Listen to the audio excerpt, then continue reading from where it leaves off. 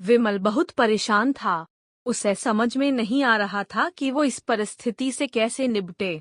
वो अपनी माँ को बहुत चाहता था, किंतु उसकी पत्नी और बच्चे उसकी माँ से बहुत दूर भागते थे, क्योंकि उसकी माँ की एक आंख नहीं थी, साथ ही उसकी कमर भी 90 अंश पर झुकी थी।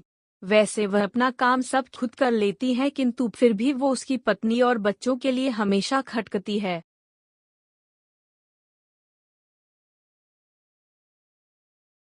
दादी, आप ऊपर के कमरे में जाओ, मेरे दोस्त आ रहे हैं, विमल के बेटे अखिल ने बड़े बेरुखी से कहा। पर बेटा, मैं तो यहाँ बहुत दूर बैठी हूँ, विमल की माँ ने बहुत प्यार से कहा। नहीं, आप उनके सामने मत रहो, वो मुझे चिढ़ाते हैं, अखिल ने जोर से डांटते हुए कहा। क्या हुआ अखिल, क्यों चिल्ला रहे हो? विमल की पत्नी कामनी ने किचन से ही आवाज लगाई। देखो न माँ, ये दादी यहीं ड्राइंग रूम में बैठी हैं और मेरे दोस्त आ रहे हैं, अखिल ने शिकायत भरे लहजे में कहा।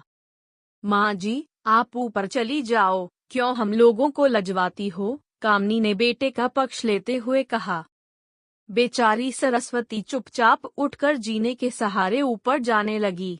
कमर झुकी होने के कारण उन्हें ऊपर चढ़ने में बहुत परेशानी हो रही थी, किंतु वो पूरी ताकत से ऊपर के एक अकेले कोने वाले कमरे में जाकर बैठ गईं। विमल बाजू के कमरे से सब सुन रहा था। उसे कष्ट हो रहा था कि उसकी माँ को अपमानित होना पड़ रहा है, किंतु वो असहाय था। अगर वो कुछ कहता है तो पत्नी और बच्चे उसका विरोध करने लगते हैं। दूसरे उनके तर्क भी सही लगते हैं। चूंकि वो एक प्रशासनिक अधिकारी था, उसका सामाजिक स्तर बहुत ऊंचा था, उसकी